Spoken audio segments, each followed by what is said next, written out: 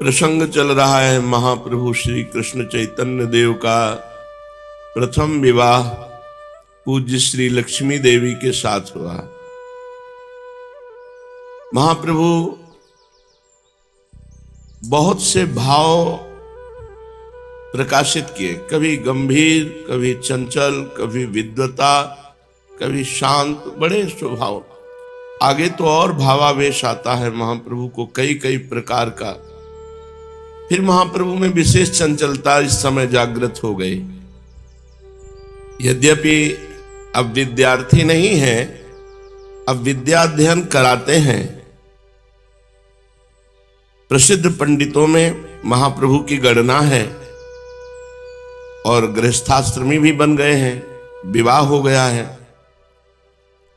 ऐसी दशा में तो प्रायः लोग अपनी प्रतिष्ठा के लिए गंभीर रहते हैं, किंतु महाप्रभु और चंचलता प्रकट करने लगे। मानो सबसे बड़ी समझने वाली संसार की जो प्रतिष्ठा है उसको धूल दूसरित कर रहे हैं। कोई परवाह नहीं, हमारे व्यवहार से लोगों के मन में क्या विचार आएगा इसकी कोई परवाह नहीं। लोग सोचना है जिनको सोचते रहे। दुनिया भर के विचारों का हमने कोई ठेका थोड़ी ले लिया है। हमें तो जिसमें प्रसन्नता होगी, जिस काम में हमारा अंतःकरण सुखी और शांत होगा, हम तो वही करेंगे। लोग बकते हैं तो बकते रहें, हम किसी का मुंह थोड़े ही सी सकते हैं। ऐसी भावना। पाठशाला में विद्यार्थियों को पढ़ा रहे हैं तो पढ़ाते पढ़ाते बीच बीच में ऐसी हंसी की बात कह देते हैं कि विद्यार्थी और स्वयं खिलखिला करके हंस उठते। किसी लड़के को पाठ याद नहीं होता तो उसे आंख निकाल करके बड़े डांटते हुए जहां फटकार लगानी चाहिए वहां आप प्रेम के साथ कहते, ए भाई, अगर तोती की धुन की तरह रटते तो क्या अभी तक याद नहीं हो जाता? अनद्यतेन लुट व्याकरण का। बार बार अगर इसे रटो तो ये आपको याद हो जाएगा। लड़के जब ये नकल करते हुए हंसते तोते किसी, तो सब बालक हंस देते। दूसरे जो पंडित लोग देखते हैं वो देखते हैं कि इनको गंभीर होना चाहिए, ये ऐसे हंसी मजाक करते रहते हैं। इतना ही नहीं, सब विद्यार्थियों को लेते और गंगा किनारे जाते। किसी के साथ शास्त्रार्थ कर रहे हैं, किसी के साथ गंगा जी के किनारे कबड्डी खेल रहे हैं, किसी के साथ जल छिड़क छिड़क कर खेल रहे हैं। विवाह हो गया है और पढ़ा रहे हैं, पर बालवत चेष्टा। कभी स्वयं अपने हाथों से विद्यार्थियों के ऊपर गंगा जल डाल रहे हैं।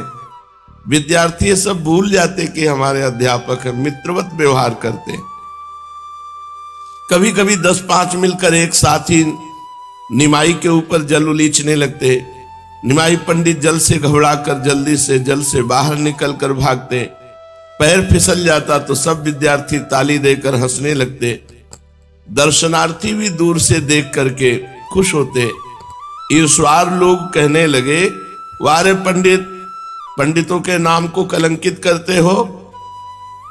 विद्यार्थियों के साथ ऐसा व्यवहार, खिलवाड़, हंसी मजाक। अरे पंडित हो, थोड़ा गंभीर रहना चाहिए। कोई कहता इनका दोष नहीं है, छोटी अवस्था में अध्यापक बन गए ना, उसी का कुपरिणाम है। किंतु निमाई मुस्कुरा देते। उनको क्या पता कि ये इतने गंभीर हो जाएंगे कि विश्व में कोई दूसरा गंभीर ही नहीं हुआ। गंभीरा में 18 वर्ष तक महाप्रभु रुदन ही करते रहे। महापुरुषों की अलौकिक लीलाएं होती हैं, वो पार्थिव बुद्धि से समझ में नहीं आती। जब पंडित लोग ऐसा बोलते तो निमाई अपनी खेल की ही मस्ती में रहते। कौन क्या बक रहा है इसका उन्हें पता ही नहीं। स्नान करके रास्ते से जा रहे हैं, कोई स्नान करके जा रहा है, मुट्ठी में धूल ली, ऊपर से डाल दी, बड़े गंभीर भाव से प्रणाम। और वो देख रहा है किसी ने धूल डाल दिया आपके ऊपर, और सब विद्यार्थी आसपास उसकी हंसी मजाक कर, किसी की धोती पकड़ के खींच लेना, किसी को किसी के ऊपर ढकेल देना। कोई स्नान किए जा रहा है और बगल में गांव के जैसे नालियां होती, नाली के किनारे गए और धीरे से पैर मार दिया और गिर गया। बोले अब दोबारा गंगा स्नान करना पड़ेगा। वो कहता देखो निमाई, तुमने हमको अपवित्र कर दिया। अरे तुम्हें 2 बार गंगा स्नान का पुण्य मिलेगा, जाओ गंगा स्नान करो। यहां तक ऐसी चंचलता कि जहां कोई देखता निमाई आ रहे तो साइड में हो जाते कि कुछ न कुछ चंचलता जरूर कर देंगे। और अगर कोई बड़ा बूढ़ा पंडित विद्वान आ रहा है तो आप बिल्कुल नजदीक खड़े हो जाते, जाकर के प्रणाम, और 10-20 प्रश्न एक साथ करते। इसका मतलब क्या होता है, इसका मतलब क्या होता है, इसका मतलब क्या होता है। बेचारा पोथी दवाए दगल में भागते ही नजर आता कि इनसे कौन बात करे। किसी वैष्णव को देखते तो नजदीक चले जाते और प्रणाम करते। वो कहते किम तावत वैष्णवत्वम, वैष्णवता किसे कहते हैं, किम तावत वैष्णवत्वम। वो बेचारा इनके मुख की तरफ देखता, पूछते उर्द पुंडेन किम स्यात्, ऐसे तिलक क्यों लगाते हो, इसका क्या मतलब है। बेचारा क्या उत्तर दे, पीछा छुड़ा करके भागता और कहता जाता घोर कलयुग आ गया है। देखो ये पंडित होकर वैष्णव का उपहास करते, निंदा करते हो। किसको पता कि वैष्णव के आचार्य है, किसको पता है। उन दिनों अद्वैताचार्य की पाठशाला में चटगांव निवासी मुकुंद दत्त नामक एक विद्यार्थी पढ़ते थे। वो परम वैष्णव थे। उनके चेहरे से सौम्यता टपकती थी, उनका कंठ बड़ा ही मनोहर था। वह अद्वैताचार्य की सभा में पद संकीर्तन किया करते थे। बड़ा सुमधुर गान भक्तों की चित्त को आनंदित किया करते थे। निमाई मन ही मन बहुत आदर और प्रेम करते मुकुंद दत्त जी का, किंतु ऊपर से वही छेड़खानी। जब मिल जाते तो पकड़ लेते कपड़ा और न्याय के प्रश्न पूछने लगते। न्याय ग्रंथ है एक है, वो हाथ जोड़कर कहते बाबा मुझे माफ करो, मैं तो वैष्णव हूं, ये न्याय की मैं क्या बातें जानूं। तो वैष्णव शास्त्रों का अध्ययन किए हो। महाप्रभु पूछते कुछ तो किया ही हूं, तो बोलो वैष्णव की परिभाषा क्या है, बताओ वैष्णव के लक्षण कितने हैं। मुकुंद कहते भाई हम तुम्हारे पैर छूते, हमें जाने दो, हमको घेरो मत। कैसे भी पिंड छोड़ोगे तुम, तो कौन सा भूत तुम्हारे सवार है कि किसी को नहीं बख्शते हो, सबको छेड़ते हो। हमें इतना ज्ञान नहीं हो, इतना समय नहीं कि हम आपके प्रश्नों का उत्तर दें। इस प्रकार कह करके अपनी धोती समेट कर दौड़ भागते, तब पिंड छूटता। एक दिन ये गंगा स्नान करके आ रहे थे, उधर से मुकुंद दत्त गंगा स्नान के निमित्त दूर से आता देखकर मुकुंद दत्त भागे, एकदम दूर भागते थे लोग। महाप्रभु घेर लेते, प्रश्न पे प्रश्न करते। निमाई ने अपने विद्यार्थियों से कहा देखो ये वैष्णव है, इसकी चाल देखो कैसे चल रहा है, कैसे बच के बेचारा भाग रहा है, मानो मैं उसको कोई कष्ट दे दूंगा। एक विद्यार्थी ने कहा कोई जरूरी काम होगा महाराज, इसलिए वो भाग रहे हैं। बोले हाँ जरूरी काम यही है, वैष्णव होकर के हम अवैष्णवों से बात ना हो, यही जरूरी काम है कि हम लोगों से बातचीत ना करें। जोरों से मुकुंद दत्त को सुनाते हुए बोले अच्छा बेटा, आज तुम अपने वैष्णवपन में हो और हमें अवैष्णव समझते हो, देख लेना, एक दिन देख लेना तुम मेरे पीछे भागोगे। ये मत समझना कि तुम ही वैष्णव हो, एक दिन हम ऐसे वैष्णव बनेंगे, ऐसे वैष्णव होंगे कि तुम्हारे जैसे वैष्णव हमारे पीछे पीछे डोलेंगे। आज बच के भाग लो बेटा, ऐसे महाप्रभु बोलते हैं। उनकी बातों को सुनकर मुकुंद उनकी तरफ देखता और गंभीरता से विचार करता कि जरूर कोई न कोई विशेष आवेश इनमें है, भगवद आवेश है। ऐसा कह के पाठशाला लौट आते। इनके पिता श्रीहट्ट निवासी थे। नवद्वीप में बहुत से श्रीहट्ट के विद्यार्थी पढ़ने के लिए आया करते थे और बहुत से हट्टवासी नवद्वीप में रहते थे। ये जहां भी श्रीहट्ट विद्यार्थी को देखते वहां उसी की खिल्ली उड़ाते। श्रीहट्ट की बोली की नकल करते, उनके आचार विचार की आलोचना करते। लोग कहते तुम भी तो श्रीहट्ट के हो, तुमको संकोच नहीं होता? जहां के रहने वाले हो, तुम्हारा कुल परंपरा वहीं की, तुम खिल्लियां उड़ाते हो। तो ये कहते इसमें शर्म की क्या बात है? आप देखिए हमारे घर में हमने तो शर्म खूंटी पे उठा के टांग दिया है, अब क्या शर्म? महाप्रभु ऐसा कहते कि अगर तुम्हें देखना है तो हमारे घर में जाओ, हम शर्म उतार कर खूंटी पे टांग आए हैं।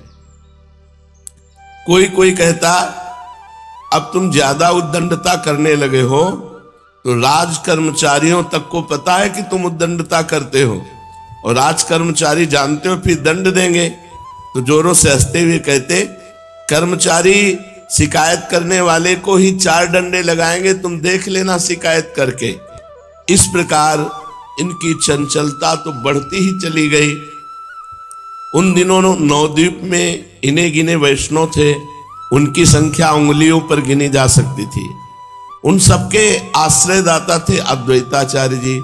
वैष्णवगण अपनी मनोव्यथा अद्वैताचार्य से जाके कहते कि पता नहीं क्या है, ये निमाई बहुत उद्दंडता करते हैं, सबको घेर लेते हैं, सबको परेशान करते हैं, वैष्णव जनों को तो ज्यादा परेशान करते हैं। तो कहते देखो, आश्वासन देते घबराओ मत, मुझे पता है मेरे अंतर्यामी भगवान जरूर संभालेंगे, कोई ना कोई बात तो बनेगी, वैष्णव जनों के लिए कुछ ना कुछ तो महामंगल होगा, मुझे ऐसा लगता है। बहुत शीघ्र ही हमारा उद्धार करने के लिए भगवान कोई लीला करेंगे। एक दिन देख लेना, जिस निमाई के लिए लोग ऐसा समझते हैं कि वैष्णव को परेशान करता है, यही एक दिन नवद्वीप में वैष्णवता की बाढ़ आ जाएगी, भक्ति की बाढ़ आ जाएगी, और सब नर नारी भगवान की भक्ति में डूबेंगे। जितने दिन तक ये विपत्ति है सह लो, धैर्यपूर्वक सह लो। अब नास्तिकवाद और हिंसावाद का अंत होने वाला है। वैष्णवजन कहते कि कैसे होगा, निमाई पंडित ऐसे विद्वान और वैष्णवों की हंसी उड़ाते हैं। तो अद्वैताचार्य जी कहते तुम अभी निमाई को नहीं जानते, वे हृदय से महावैष्णव हैं, वैष्णवों के प्रति बड़ा स्नेह रखते हैं। वो जो कुछ कर रहे हैं ऊपरी लीला उनकी है, आगे चलकर तुम निमाई के यथार्थ स्वरूप को जान जाओगे। इस प्रकार वैष्णव जन तो आपस में ऐसी बातें करते, और निमाई अपनी लोकोत्तर मधुर मधुर चंचलता से नगरवासी और सची देवी और लक्ष्मी देवी को आनंदित और हर्षित किया करते। बड़े बड़े विद्वान और धर्म कोविदों ने गृहस्थ धर्म की जो इतनी भारी प्रशंसा की है, उसका प्रधान कारण है अतिथि सेवा, साधु सेवा। गृहस्थ में रहकर मनुष्य अपनी शक्ति के अनुसार अतिथि सेवा भली भांति कर सकता है। भूखे को यथार्थ सामर्थ्य भोजन देना, प्यासे को जल देना, निराश्रित को आश्रय प्रदान करके सुख पहुंचाना, इससे बढ़कर कोई दूसरा धर्म हो ही नहीं सकता। आहा, उस बड़भागी गृहस्थ के घर की कल्पना तो कीजिए। छोटा सा लिपा पुता स्वच्छ घर है, एक ओर तुलसी का बिरवा आंगन में शोभा दे रहा है, दूसरी ओर हल्दी और कुमकुम से पूजित सुंदर सी श्यामा गौ बंधी है, और गृहिणी सुंदर और हंसमुख है। छोटे छोटे बच्चे आंगन में खेल रहे हैं। गृहिणी मुख से सुंदर हरिनाम का उच्चारण करती हुई रसोई बना रही है। इतने में ही घर के स्वामी आ जाते हैं। भोजन तैयार है। गृहपति ने गुरुगाश निकाला, सभी सामग्रियों में थोड़ा थोड़ा लेकर अग्नि में आहुति दी, और द्वार में खड़े होकर किसी अतिथि की खोज करने लगे। इतने में ही क्या देखा, एक विरक्त महात्मा कौपीन लगाए भिक्षा के निमित्त ग्राम की ओर आ रहे हैं। गृहस्थी ने आगे बढ़कर महात्मा के चरणों में अभिवादन किया और उनसे भिक्षा कर लेने की प्रार्थना की। सदगृहस्थी की प्रार्थना स्वीकार करके संत उसके घर में जाते हैं। योग्य अतिथि को देखकर दंपति हर्ष से उन्मत्त हो जाते हैं। अपने सगे जमाई की तरह उनका स्वागत सत्कार करते हैं। महात्मा के चरणों को धोकर उस जल का स्वयं पान करते हैं और अपने घर भर में उस चरणामृत को छिड़कते हैं। संत को बड़ी ही श्रद्धा से अपने घर में जो कुछ रूखा सूखा बना है प्रेम से खिलाते हैं। निमाई पंडित को हम आदर्श सदगृहस्थी कह सकते हैं। उनकी वृद्धा माता प्रेम की मानो मूर्ति है। घर में जो भी आता है उसको पुत्र की भांति प्यार करती हैं और उससे भोजन आदि के लिए आग्रह करती हैं। लक्ष्मी देवी का स्वभाव बड़ा ही कोमल है। वे दिन भर घर का काम करती हैं और तनिक भी मुख म्लान नहीं होता, प्रसन्न मुख। निमाई तो रसिक शिरोमणि है ही, वे दो एक के बिना भोजन ही करते नहीं। और लक्ष्मी देवी सबके लिए आलस्य रहित होकर भोजन बनाती और अपने पति के साथ उनके प्रेमियों को भी उसी श्रद्धा के साथ भोजन कराती है। कभी कभी घर में 10-10, 5-5 अतिथि आ जाते। वृद्धा माता को उनके भोजन की चिंता होती है। निमाई इधर उधर से क्षण भर में सामान ले आते हैं और उसके द्वारा अतिथि सेवा की जाती है। नगर में कोई भी नया साधु वैष्णव आवे, उसके साथ निमाई का साक्षात्कार हुआ तो भोजन के लिए जरूर निमंत्रित करेंगे और अपने घर ले जाकर भिक्षा कराएंगे। ये सब कार्य उनकी महानता के द्योतक है। श्रीमद माधवेंद्र पुरी जी के नाम से तो परिचित ही हो चुके हैं, पहले सुना है। उनके अंतरंग और सर्वप्रिय शिष्य ईश्वर पुरी जी थे। भक्त शिरोमणि श्री माधवेंद्र पुरी इस असार संसार को त्याग कर अपने नित्य धाम को चले गए। अंत समय जब बिल्कुल प्राण निकल रहे थे तब ये श्लोक बोला था, अति दीन दयार्द नाथ हे मथुरा नाथ, कदावलोक्य से हृदयम त्वदलोक कातरम, दैत भ्रम्यति किम करोम्यहम। अंतिम समय ये श्लोक बोलकर शरीर छोड़ा था श्रीमद माधवेंद्र पुरी ने कि हे दीनों पर दया करने वाले मेरे नाथ, हे ब्रजेश नंदन, इन चिरकाल की प्यासी आंखों से आपकी अमृतोपम मकरंद माधुरी का कब पान कर सकूंगा। हे नाथ, ये हृदय तुम्हारे दर्शन के लिए कातर हुआ चारों ओर बड़ी ही द्रुत गति से दौड़ रहा है। हे चंचल श्याम, मैं क्या करूं। ये कहते कहते उन्होंने इस पांच भौतिक शरीर का त्याग कर दिया। अंतिम समय में वे अपना संपूर्ण प्रेम ईश्वर पुरी को अर्पण कर गए। गुरुदेव से अमूल्य प्रेम निधि पाकर ईश्वर पुरी तीर्थों में भ्रमण करते हुए गौड़ देश की ओर आए। इनका जन्म स्थान इसी जिले के कुमारहट्ट नामक ग्राम में था। ये जाति के कायस्थ कुल में प्रकट हुए। कोई कोई इन्हें वैद्य भी बताते हैं, किंतु वैष्णवों की जाति क्या, ये तो भगवान के निज स्वरूप हैं। संन्यास धारण करने पर तो जाति रहती ही नहीं। ये सदा श्री कृष्ण प्रेम में उन्मत्त से बने रहते थे। जिह्वा से सदा मधुर श्री कृष्ण नाम उच्चारण करते रहते और प्रेम में छके से उन्मत्त से अलक्षित रूप से देश में भ्रमण करते हुए भाग्यवानों को अपने शुभ दर्शनों से पावन बनाते फिरते थे। इसी प्रकार भ्रमण करते हुए श्री ईश्वर पुरी जी नवद्वीप में आए और अद्वैताचार्य के घर के समीप आकर बैठ गए। आचार्य देखते ही पहचान गए कोई परम महाभागवत वैष्णव है। उन्होंने इनका यथोचित सत्कार किया। परिचय प्राप्त होने पर तो आचार्य के आनंद का ठिकाना ही ना रहा, क्योंकि अद्वैताचार्य जी ही शिष्य हैं। इस क्षेत्र में श्रीमद माधवेंद्र पुरी के प्रथम शिष्य श्री अद्वैताचार्य जी नवीन अवस्था में ही दीक्षा ले ली थी। उनके गुरुदेव के प्रधान और परम प्रिय शिष्य उनके गुरु तुल्य ही थे। आचार्य ने ईश्वर पुरी जी का गुरुवत पूजन किया और कुछ काल नवद्वीप में ही रहने का आग्रह किया। पुरी महाशय ने आचार्य की प्रार्थना स्वीकार कर ली और वहीं उनके पास रहकर श्री कृष्ण कथा और सत्संग करने लगे। नवद्वीप में रहते हुए महामहिम श्री ईश्वर पुरी जी ने निमाई पंडित का नाम सुना, किंतु साथ ही ये भी सुना कि भारी विद्वान होते हुए भी भारी चंचल है।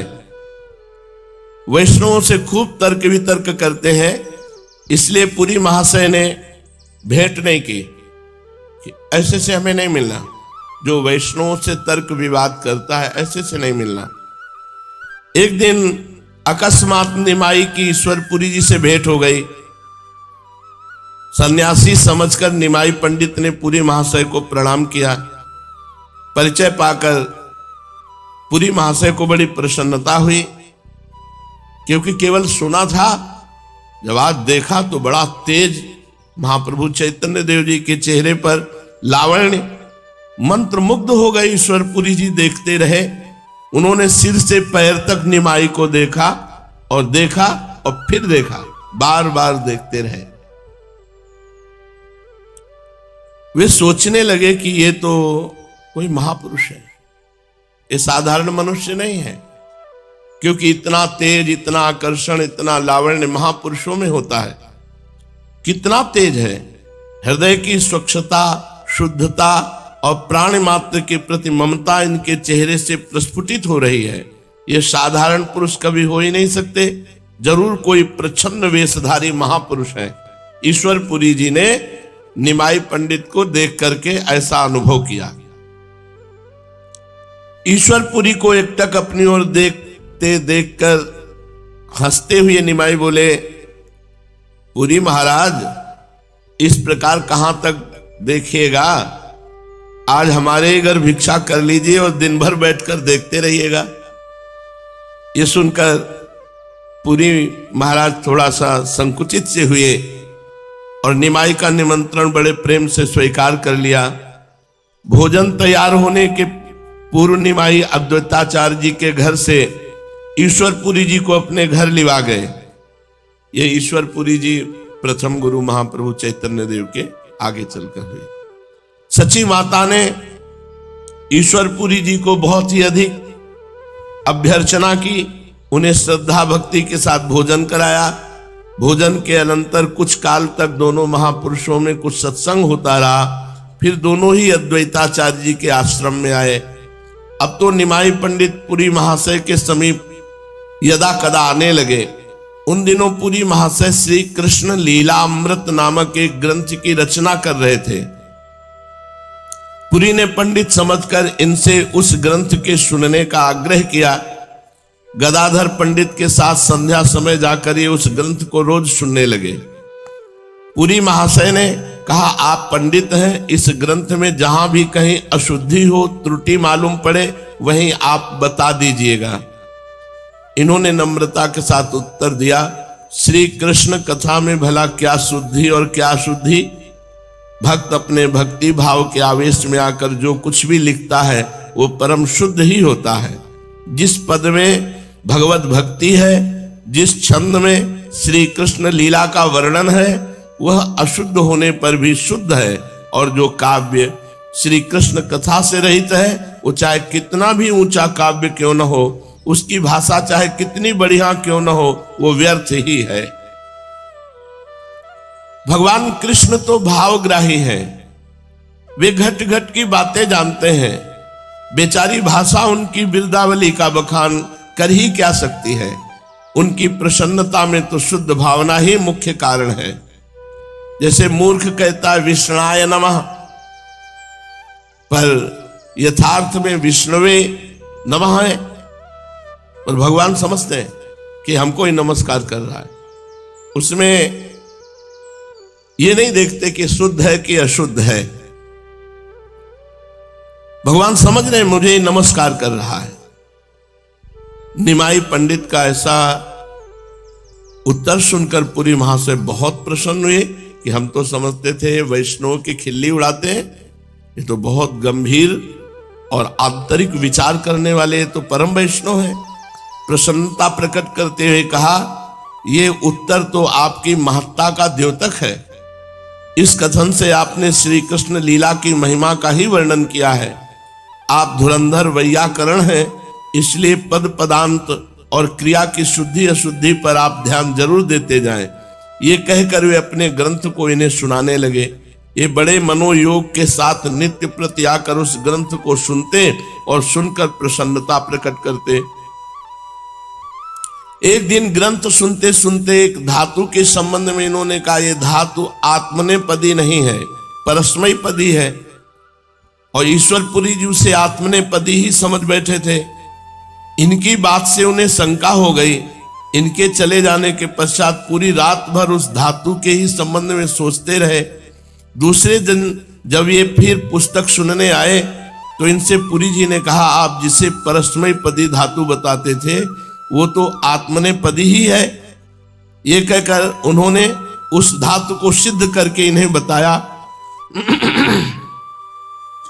ये सुनकर बहुत प्रसन्न हुए और कहने लगे कि आपका ही कथन ठीक है, मुझे भ्रम हो गया।